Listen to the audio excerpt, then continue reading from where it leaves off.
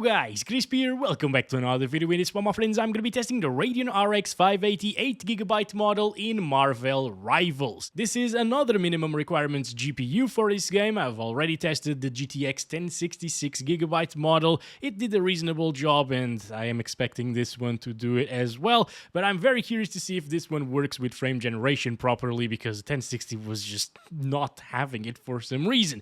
Anyway, moving on, this is the XFX GTS XXX version of the card. I am running it with the latest AMD drivers available to it, which aren't the latest anymore because the GPU doesn't support them, because AMD have slowed down driver support for these cards, unfortunately. And over in Tech Powerups GPUs, you can see all of the GPU specs. It says 1.1 right there because there's nothing 3D on screen. If there is, it goes up to 3.0 as it should. And over on the left, I'm pairing it with a Ryzen 7 3700X and 16GB of RAM. Let's get into it, shall we? And let's go over the settings first. I am starting at 1080p using TAAU set to 100% resolution scale. There is no option to disable TAA, by the way, unless you want to use some upscalers, which we will do in this video, of course. Frame generation is turned off, and we also test that, and I am using the low settings. Alright guys, here we go. I'm gonna start counting our FPS, and the game is working as expected, I guess, especially after seeing the GTX 1060 playing this game as well. Oh my god, where's my team, by the way? Yeah, this has already been going for a while, and the game's about to end, actually. Oh wait, this is midway through. Okay, never mind. See, I have never played this mode in this game yet.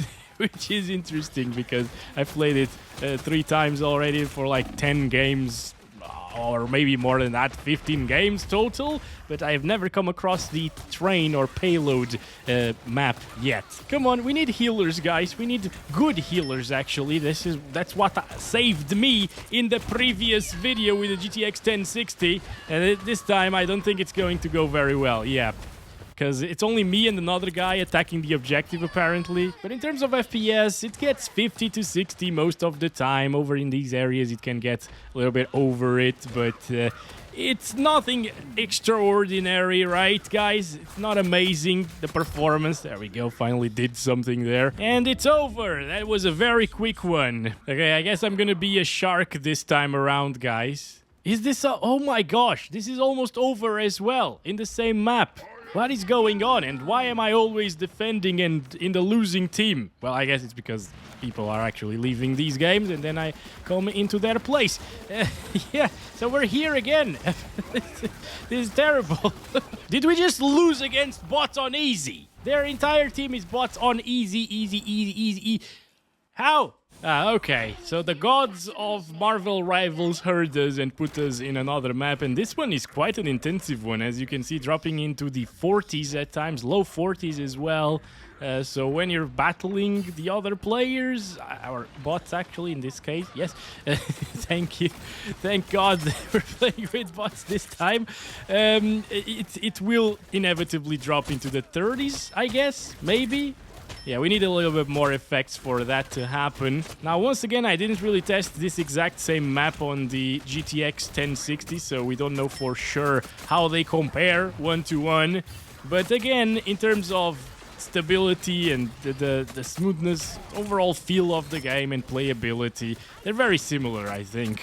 Oh my gosh, I'm just noticing that TAAU with the 100% resolution scale in 1080p resolution, it still looks really, really off for some reason. Like, in some of the animations, it looks super pixelated, which is terrible. I just died. The 1% lows are gonna get wrecked, so I'm just gonna start counting the FPS again. Actually, we should probably try it with FSR if I can. Standing here, we're getting 57 FPS without FSR, and with the GTX 1060, whenever I enabled FSR Quality, it actually ended up getting less FPS and breaking the game a bit, and it's exactly the same thing here with the RX 580, guys. it's breaking the game if you don't restart it. So you gotta restart to apply the FSR on Quality or any other upscaler as well. This is so similar, I think, to what we got with the GTX 1060 in the hero selection screen. I think it was also 77 FPS. And that's a good thing, obviously. I like to see that at least they optimized the game somewhat for these older GPUs, even without the latest driver support and so on the RX580. It's still providing the same FPS or very similar FPS to the GTX 1060, and usually the NVIDIA GPUs do a bit better in the Unreal Engine titles, you know, but that's not the case in this one. It's pretty much neck and neck, you know, over here. I think we played this map with 1060 as well, if I'm not mistaken. And we also saw like 60 FPS most of the time with some drops into the 50s, and that's exactly what we're seeing right here. Oh, we got revived. Good stuff. Also, we just died with bots on easy. This is terrible. Why am I so bad today with the RX580? Come on. It went so much better with the 1066 gigabyte because we had a very good healer, you know. That makes all of the difference. I'm a tank, I need a healer. It works pretty well, as you can see. 65 FPS average, 51, 1% lows. We just won this one. That's nice. Yeah, I'm just seeing the GTX 1060 footage in this map, and it does drop slightly into the 50s, guys, sometimes.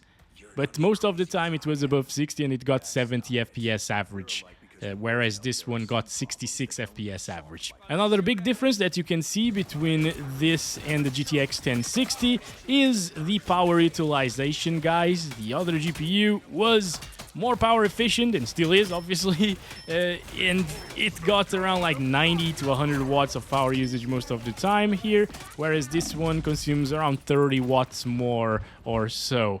I think the problem with playing against bots is that your teammates don't know what they're doing, so they're not really healing you or anything. Yeah, it's pretty bad. Okay, let's go. I got the armor thingies again. Come on. Let's go. Yeah, it's very often into the 50s here in this particular map, unfortunately, guys. This also reminds me a lot of an Overwatch map. It's very similar, you know? Of course, like, the entire game is based in Overwatch. It got a lot of ideas from that other game. But the maps could be a bit more different, and they aren't. Even the art style is very, very similar, although Overwatch gets like 100 plus FPS at 1080p high settings, native resolution, and with this GPU, you know, and this gets, yeah, less than 60 on low. That's all because of that UE5 engine, guys. The engine is not the greatest. Actually, it's probably the worst when it comes to stability and optimization. But hey, at least you can play with these very popular lower-end GPUs. So, yeah, guys, I think this is how I'd play the game. If you lower it down to, like, FSR balanced, it starts looking pretty bad here at 1080p resolution. And this is stable enough. It doesn't stutter or anything. It actually runs okay in terms of FPS. Average is 60 in this particular map, and it's just not going to be a super competitive experience, unfortunately. But you can also have that if you want to play with like 720p native resolution. It's going to perform a lot better in this, get you those 60 plus FPS all of the time, but it will look awful. Anyway, let's go ahead and enable frame generation. Do we have low latency? No.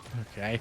So with frame generation, we're seeing the exact same issue as the 1060. I think I also tried this map on the 1060 with frame generation. With the GTX 1060, I tried various methods to try to make the frame time graph smooth, and I could with Riva Tuner.